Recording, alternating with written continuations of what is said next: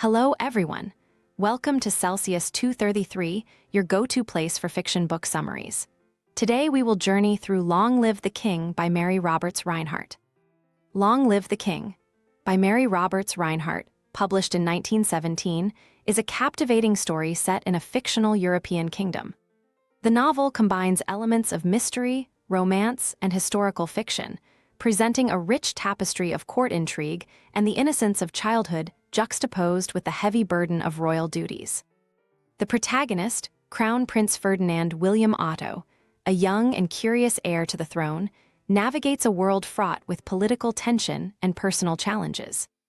Plot summary: Prince Ferdinand William Otto, young and restless, sat in the royal box at the opera, his legs swinging in boredom. He had been promised a thrilling performance of The Flying Dutchman, but the ghostly ship did not fly as he had imagined. His aunt, the Archduchess Annunziata, sat beside him, enraptured by the music, while his English governess, Miss Braithwaite, watched him like a hawk. Across the way, his cousin Hedwig gave him a sly wink, their private rebellion against the stifling royal decorum.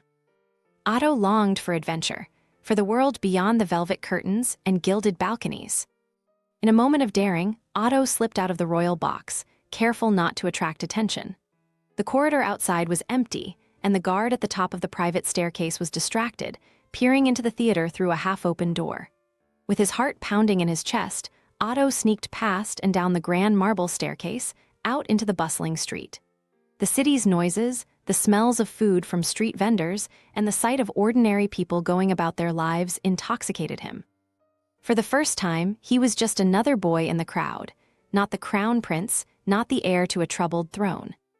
Otto wandered through the market, his eyes wide with wonder. He watched a puppet show, lingered at a toy stall, and bought a fig lady from a vendor, savoring the forbidden treat. In a narrow alley, he stumbled upon a boy about his age, fiddling with a small toy airplane. The boy introduced himself as Bobby Thorpe, an American whose father managed the amusement park in the city. Bobby was everything Otto longed to be: free-spirited, adventurous, and unburdened by the weight of a crown. When Bobby invited Otto to join him at the amusement park, the prince hesitated only for a moment before agreeing. The amusement park was unlike anything Otto had ever seen. It was loud, colorful, and full of life. Bobby led him to the scenic railway, a thrilling ride that promised the sensation of flying. Otto's heart raced as they climbed into the car. As the ride began, they were pulled up a steep incline, the city spreading out below them. At the peak, for a breathless moment, Otto felt like he was on top of the world. Then they plunged into the abyss, the wind roaring in his ears, the car twisting and turning, sending him into fits of laughter. It was freedom, exhilarating, and pure. Unbeknownst to Otto, his absence had thrown the palace into chaos. The Archduchess Annunziata and Miss Braithwaite, upon discovering his empty seat, had alerted the guards. The palace was abuzz with whispers of abduction and conspiracy. The king himself was roused from his rest, his eyes dark with worry. General Mettlich, the stern chancellor, mobilized the guards to search the city. Every minute that passed without news increased the fear that something terrible had happened to the young heir. Meanwhile, Otto and Bobby went around on the scenic railway again, the prince's laughter mingling with the clatter of the ride. It was the happiest Otto had ever been, a stolen moment of childhood in a life dominated by duty.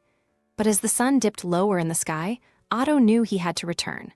With a heavy heart, he thanked Bobby and made his way back to the palace, the carefree joy of the day already slipping away like a dream. Slipping back into the palace was not as easy as slipping out. The guards were on high alert and the atmosphere was tense. Otto managed to sneak past them, using his small stature to his advantage. He took a deep breath and opened the door to his grandfather's chambers. King Ferdinand II sat upright in bed, his eyes sharp despite his age. Otto stood there, disheveled and dirty, his heart pounding. He had never seen his grandfather look so grave. "Come here," the king said in a voice that brooked no argument. Otto approached, feeling smaller with each step. The king's gaze was like a weight pressing down on him. Otto tried to explain, to convey the sense of adventure and freedom he had felt, but his words faltered. The king listened, his expression unreadable, then spoke of duty and responsibility. He told Otto that a prince does not belong to himself, he belongs to his people. His actions, even those taken in innocent fun, could have serious consequences. Otto nodded, his throat tight with unspoken words. The king's reprimand was harsh but fair. He did not punish Otto with the usual lectures or confinement to his quarters.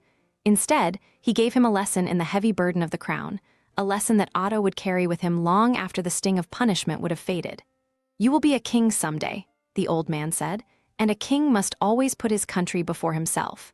Otto left the chamber with his head bowed, the thrill of his adventure replaced by the sobering reality of his position. The palace returned to its routine, but the incident left a shadow. The Archduchess Annunziata fretted over the boy's safety, while General Mettlich spoke of threats to the throne. Political tensions were rising, with whispers of revolution and unrest among the people. The king, facing his mortality, considered alliances and marriages to secure the future. Princess Hedwig, Otto's cousin and closest friend, was to be part of these plans. A potential marriage to Karl of Carnia, their hereditary enemy, was discussed as a way to strengthen their position. But Hedwig was not just a pawn in the Game of Thrones. She had her own desires and affections. Lieutenant Nicky Larish, a young officer in the palace, was appointed as Otto's personal guard. He was more than a protector. He was a friend, someone who understood the boy's longing for normalcy. Nicky took on the role with a mixture of pride and solemnity, aware of the dangers that lurked in the shadows of the palace.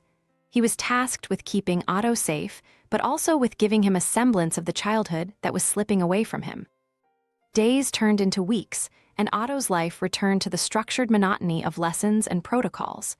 But the memory of that day in the city, of the thrill of the scenic railway and the taste of freedom, stayed with him. It was a small rebellion in a life of rigid expectations. Otto learned to navigate the delicate balance between his duties and his desires, guided by the love and loyalty of those around him. His journey was just beginning, a journey that would lead him through trials and triumphs, shaping him into the ruler he was destined to become. Hope you had fun. There's more where that came from. Explore other books by Mary Roberts Rinehart. Find them below or search Celsius 233. Remember, while our summaries capture the essence, they can never replace the full experience of reading the book. If this summary intrigued you, consider diving into the complete story, buy the book, and immerse yourself in Mary Roberts Rinehart's original work. Bye-bye, take care, have fun.